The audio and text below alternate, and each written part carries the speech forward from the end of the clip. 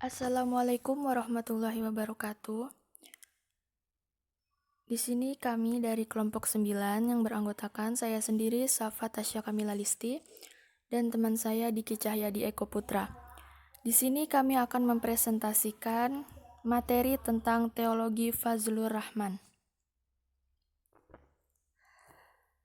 Yang akan kita bahas pada materi kali ini yaitu yang pertama ada biografi singkat kehidupan Fazlur Rahman, yang kedua pemikiran Fazlur Rahman, yang ketiga konsep-konsep teologi Fazlur Rahman, dan yang keempat yaitu implikasi neomodernisme Fazlur Rahman dalam pendidikan Islam. Langsung saja yang pertama yaitu biografi singkat kehidupan Fazlur Rahman. Fazlur Rahman lahir pada tanggal 21 September 1919 Masehi di distrik Hazara Punjab, suatu daerah di anak benua Indo-Pakistan yang sekarang terletak di sebelah barat laut Pakistan.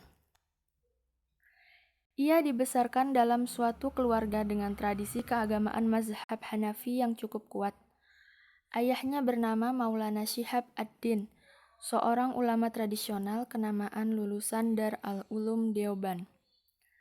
Secara garis besar, perjalanan yang pernah dilakukan Fazlur Rahman semasa hidupnya yaitu pada tahun 1946, Fazlur Rahman melakukan pengembaraan intelektual pertama di Inggris. Ia melakukan pengembaraan di Inggris untuk melanjutkan studi ke Universitas Oxford, Inggris. Walaupun pada saat itu terdapat anggapan di kalangan umat Islam bahwa belajar ke barat adalah sesuatu yang naif. Kemudian pada tahun 1960, Fazlur Rahman mengabdi di tanah air. Pada tahun 1960, Fazlur Rahman kembali ke Pakistan karena diminta oleh Ayub Khan, Presiden Pakistan, untuk ikut berpartisipasi dalam membangun negara Pakistan.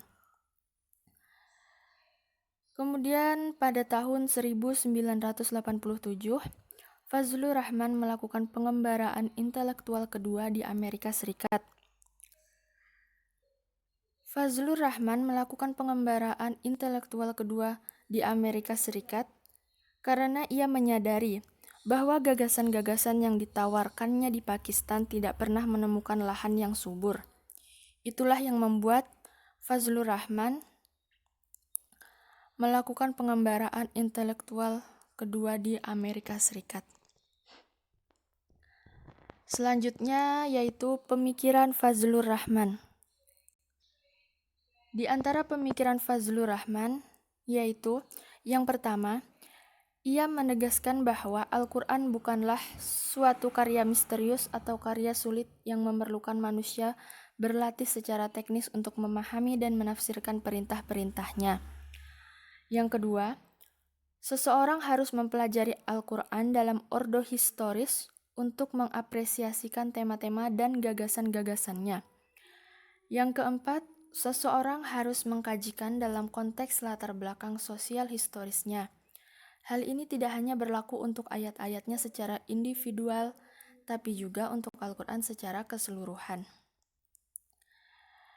Dan yang keempat, dalam karyanya Islam and Modernity 1982, Fazlur Rahman menekankan akan mutlak perlunya mensistematiskan materi ajaran Al-Quran. Baik, di sini saya akan melanjutkan penyampaian materi dari Sapa. Pembahasan berikutnya adalah konsep-konsep teologi Fazlur Rahman. Yang pertama, wujud Tuhan sebagai pemberi makna kehidupan. Yang kedua, wahyu dan kenabian. Yang ketiga, kehendak dan perbuatan manusia. Dan yang keempat adalah eksatologi. Baik, selanjutnya adalah implikasi neomodernisme Fazlur Rahman dalam pendidikan Islam. Melihat fenomena kegagalan pemaknaan Al-Quran dan Sunnah oleh umat Islam, akhirnya Fazlur Rahman berusaha memajukan pendidikan Islam di negerinya dengan gaya pemikiran neomodernisme. Fazlur Rahman menekankan pentingnya etika yang dipetik dari Al-Quran untuk dijadikan fundamen pengembangan pemikiran dan praktik pendidikan. Rahman juga berpartisipasi dalam memformat strategi, tujuan, metode, dan kurikulum pendidikan Islam yang up to date, namun tetap tidak meninggalkan tradisi dan ataupun ajaran-ajaran pokok mengenai pendidikan Islam. Sekian penyampaian materi dari kelompok kami. Jika ada salah kata kami mohon maaf. Saya akhiri. Wassalamualaikum warahmatullahi wabarakatuh.